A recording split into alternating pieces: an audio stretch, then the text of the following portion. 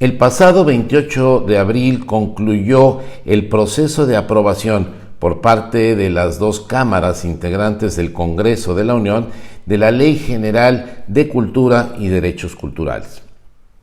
En razón de que durante el proceso de dictaminación de las 5 iniciativas que existían en el Congreso de la Unión, participaron numerosos artistas, promotores culturales, investigadores, personas relacionadas con el patrimonio cultural, ciudadanos, periodistas.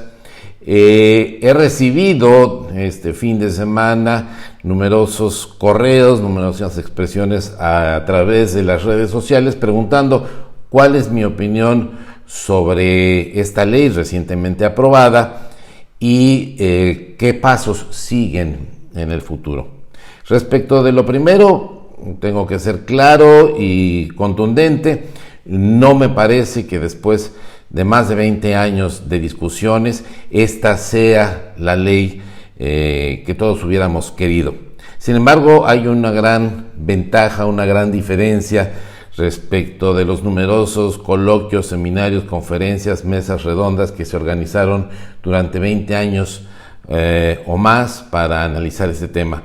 Hoy existe un documento orientador que fue elaborado por un conjunto de personas relacionadas de diversas maneras con el sector cultura, un grupo que, según refería Ernesto Piedra, sumaba más de 300 años de experiencia, pero donde deja en blanco y negro y firmado una visión sobre lo que hacía falta, lo que sigue haciendo falta muy probablemente en este país en materia de legislación cultural.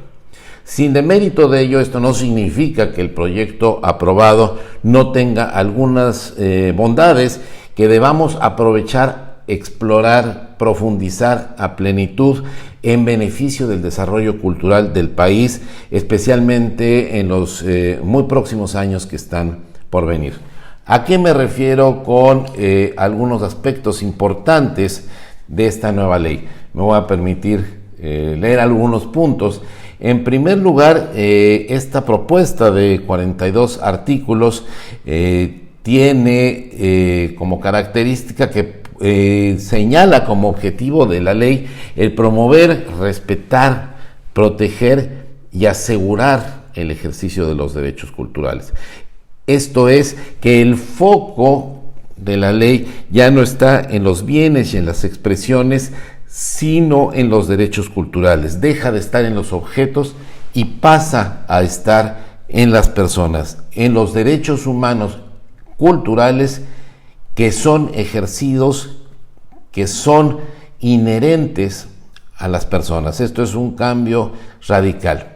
En segundo lugar, establece también esta ley la existencia de una política cultural de Estado que no se ejerce únicamente a través de la Federación, sino que se ejerce a través de los 3 ámbitos de gobierno. Es decir, tenemos la política cultural nacional como esta política de Estado y las políticas culturales que son ejercidas por los 3 ámbitos de gobierno, por las instituciones que corresponden en cada uno de los 3 ámbitos de gobierno, el federal, el estatal y el municipal. En tercer lugar, establece claramente los derechos culturales de los que gozan las personas en México.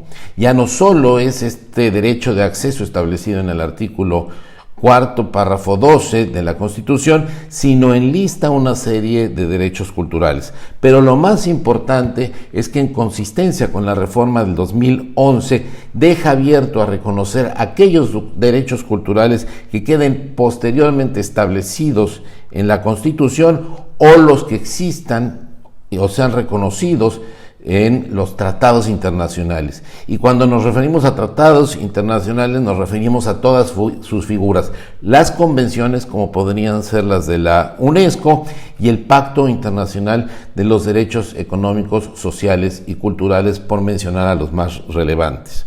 También esta ley tiene como innovación y como propuesta interesante el establecer las bases de coordinación para los objetivos de la ley entre la Federación, los estados y los municipios. Ya la coordinación se establecerá sobre determinadas bases que están establecidas en la ley. Probablemente en este momento sean unas bases muy cortas, muy breves, que no tienen los alcances de lo que quisiéramos, pero ya están allí las bases en ciernes y en un futuro muy próximo se deberá perfeccionar el contenido de estas bases de coordinación. También establece en ciernes las bases de una legislación relativa a la salvaguarda del patrimonio cultural inmaterial. Sin embargo, un aspecto que a mí me parece fundamental dentro de la ley es el reconocimiento que tienen los estados y sobre todo los municipios y las alcaldías de la Ciudad de México en la salvaguarda del patrimonio cultural inmaterial. ¿Por qué es importante esto? Porque es allí, desde el primer ámbito gubernamental con el que tiene contacto el ciudadano, donde mejor se conocen estas expresiones del patrimonio cultural inmaterial. Pensemos, por ejemplo, en los carnavales, pensemos en las fiestas patronales, en muchas tradiciones que todavía existen en todo México y que son aquellas que garantizan la continuidad de la diversidad creativa de nuestro país. Por eso este reconocimiento de la participación que tienen las alcaldías, los municipios en la salvaguarda del patrimonio cultural inmaterial me parece sumamente importante. También la ley formaliza la existencia del sistema de información cultural, que si bien tiene una larga trayectoria, no era algo que estuviera específicamente establecido en ley y que ahora ya se reconoce. Lo mismo que la Reunión Nacional de Cultura, que aunque son sus contenidos muy breves de estos artículos, también nos da la base para continuar consolidando y ampliando este mecanismo de diálogo y de acuerdo institucional. Estas son las ventajas que presenta de manera breve, de manera en ciernes esta ley, pero que entre todos podemos ayudar a profundizar. ¿Qué sigue? Me parece que hay 4 puntos que son importantes de considerar y en los que debemos seguir trabajando en conjunto. Después de la aprobación de esta ley, el gobierno federal, el Ejecutivo Federal, tiene 180 días para expedir el reglamento. Deberemos estar pendientes que este reglamento no acote aún más estos beneficios que establece la ley, aún en ciernes, pero que pueden dar lugar a importantes cambios con la participación de todos. En segundo lugar, recordemos que la Secretaría de Cultura se crea el 15 de diciembre del año 2015, prácticamente un mes después de que había sido aprobado el presupuesto de egresos de la Federación del 2016 y que había sido aprobado considerando todavía al CONACULTA y a las instituciones bajo su coordinación, de manera tal que la Secretaría de Cultura funcionó, operó con ese diseño presupuestal. No es sino prácticamente a finales del año, hasta el 8 de noviembre, que se expide el reglamento interior de la Secretaría, donde se explican sus funciones, se organizan sus funciones, de manera tal que no pudo entrar tampoco en el diseño del presupuesto para el 2017 ese nuevo diseño institucional. En febrero del 2017 también se expide el acuerdo de adscripción que organiza las unidades responsables ya en la forma en la que está actualmente operando la Secretaría. De todo esto se desprende que la discusión y la aprobación del presupuesto de egresos para el año 2018 será la primera ocasión en que la Secretaría de Cultura presente un diseño y una propuesta presupuestal que ya tome en consideración sus funciones, su adscripción orgánica y además las facultades, las obligaciones que le impone la recientemente aprobada Ley General de Cultura y de Derechos Culturales. En tercer lugar, no podemos dejar de lado el hecho de que el año 2018 habrá votaciones para elegir al Ejecutivo Federal. Y una vez que sea electo y tome posesión, tendrá que elaborar el Plan Nacional de Desarrollo, dentro del cual estará por primera vez el Programa Nacional de Cultura y Derechos Culturales.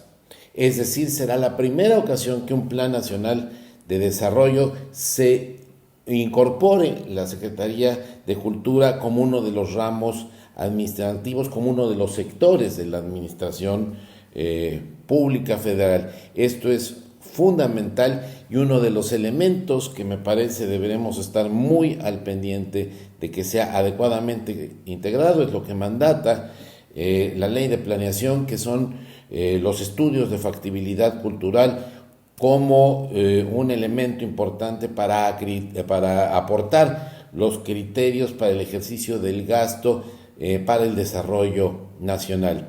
Y por último, también debemos considerar a la manera en lo que, como se ha hecho a través del Consejo Económico y Social de las Naciones Unidas, con la recomendación 21, o como hace la relatora especial de los derechos culturales de las Naciones Unidas, también en estrecha colaboración con la Comisión Nacional de Derechos Humanos, promover la expedición de recomendaciones generales que permitan conocer los alcances, los beneficios y las obligaciones que tienen las autoridades para la promoción, el respeto, la protección y la garantía de los derechos humanos en materia de cultura. Me parece que estos 4 pasos serán fundamentales para promover el desarrollo cultural de México en los próximos años y asegurarnos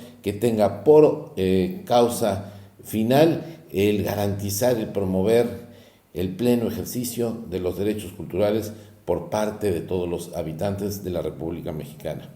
Hasta la próxima.